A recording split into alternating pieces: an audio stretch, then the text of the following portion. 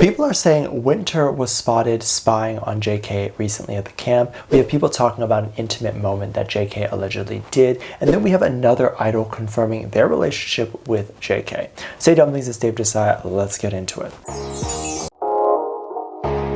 This is a really cool story and something that I was super excited to see because we love when we see JK and some of the other BTS members connect with people that are outside of their industry. Because there are plenty of people outside of pop music that don't really like pop music or really care about anyone that's in pop music. But it's cool to see that these people who are outside of that care and love to interact with our BTS boys. And it really shows that they're really sweet because someone outside of pop has no reason to praise or love someone in that genre because they're not going to get anything. The fans who love pop probably won't necessarily like what they're doing, and so they're not gaining anything. So if they say BTS is really cool, then I believe them. For example, there was this Japanese MMA fighter. Apparently, he met JK back in 2022, and they met because JK was sparring a lot in boxing, and it was believed that he invited JK to box. They ended up getting really close to each other, and I guess for a really long time when JK wasn't really making music, they probably saw each other pretty frequently. I would say either every day or either every other day because this is what JK was doing with his time. Recently, a video was posted in which J-Hope interviewed or talked to the MMA fighter, and the fighter was very quick to mention that he and JK are on informal terms. So if you're unaware, in Korea, this is a much bigger deal than in America because most people, if we meet someone at a party or a bar, we can just go right into the informal phase. But if we meet them maybe in a corporate event, we might stick to the formal one. But other than that, people are informal. However, in Korea, unless you know this person really well, you cannot break the informality. It's considered really rude.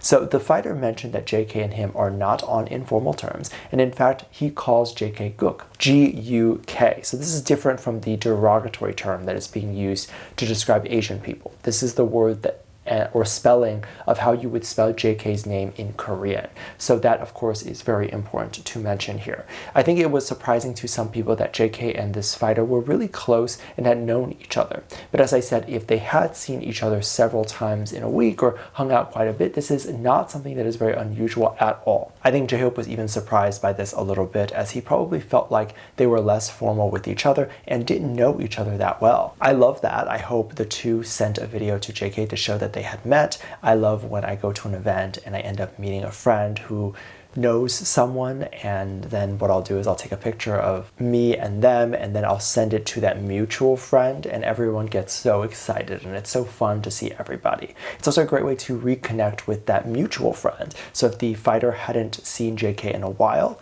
because obviously JK had a solo career and he's in the military now, if he had sent a text with him and J-Hope, it would have been a great way to rekindle things with JK and sort of have to check in on him. It's a great way to check in on people. Of course, we can't really check in on the BTS boys and make sure that they're okay. So it's really kind of up in their hands to update us and let us know if they're okay. And I think that then leads people to look into past moments to see if they can infer what the boys would be doing now. It's kind of strange, but I get it. We don't have any other way to tell what they've been up to. One of the moments that I thought was interesting was one where JK was sort of touching his pants and he put his finger into a ripped part of his jeans and was sliding it in and out. And a lot of people took this as a provocative message or a message to his other bandmates because he did this on a live stream. Keep this in mind, he did this when he was very young, so he definitely had less idea of what the implications were or that people were going to be judging this. And if we go back to some of the things that were done when we were like 10, 12, or 11, or even a little bit older, we probably look at those things a little bit strange now too. The difference is most of us aren't recording or being recorded at that age for everyone to judge, and if we do look back at some of those old videos, we might cringe, but at least it's not shared to the world. I think it's a pretty natural reaction when you see a hole in your pants to put your finger in it. I've done it many times. The difference is when I'm in public, I might avoid a gesture like that because it might be seen as inappropriate. Whereas if I was home, I would probably be unconsciously doing it as if I'm doing something else, like maybe as I'm eating with one hand, I might be putting my finger in the ripped part of my pants, or as I'm watching a video, but I fight all of those instincts when I'm in public. This is extremely obvious because people think it's weird even though it's a natural thing. But if people were to do this in public, you would think that that person's a perv or weird, even though it's a natural reaction to do this. It doesn't mean anything. You do it even without thinking. It's one of those things where if there was like a hole or sore in your mouth, which is a hole, but you end up keep touching it with your tongue, especially if it like feels weird or is really big. And if people were to look at that and see that, they would think that that's weird too, but it's not a weird thing. It's not sexual at all. Sometimes I put my finger in the ripped part of my pants, really just to even see how ripped it actually is. Some people were saying that it was a signal to the other band members to basically say that he was ready to get off the stream and start doing some intimate things. First of all, I would advise against making those thoughts or assumptions because I think JK here is underage. So let's assume that they're not sleeping with each other while they're not 18. And people all do weird things, especially when they're younger, that maybe we wouldn't necessarily do now. We also have to understand that people's attention spans were less good back then when they were younger. So if JK was just bored of the stream or was just on there too long because it had gone for a long time, and I don't fully if it had, I'm just guessing because I hadn't watched it, but if that was the case, then we can't really blame him because he was always the youngest and he was really young at that point. I think we're talking like he debuted around 13 or 14, I think. So it's a lot to expect someone that young to just sit there for a few hours and not do anything. There recently also has been another video that had resurfaced and has been talked about. This is a video that had been in conversation a lot because it's believed to be about Winter and JK in a relationship together. Just to give some backstory on this, as some of you might already know, it was believed that Winter was the person in the boxing stalker video that came out a little while ago. Now, another clip came out from this compilation where it seemed that someone was looking in through a building. They don't quite know what the building was, if it was a restaurant, if it was JK in the military, whatever it was. They just know that it looked like Winter was peering in.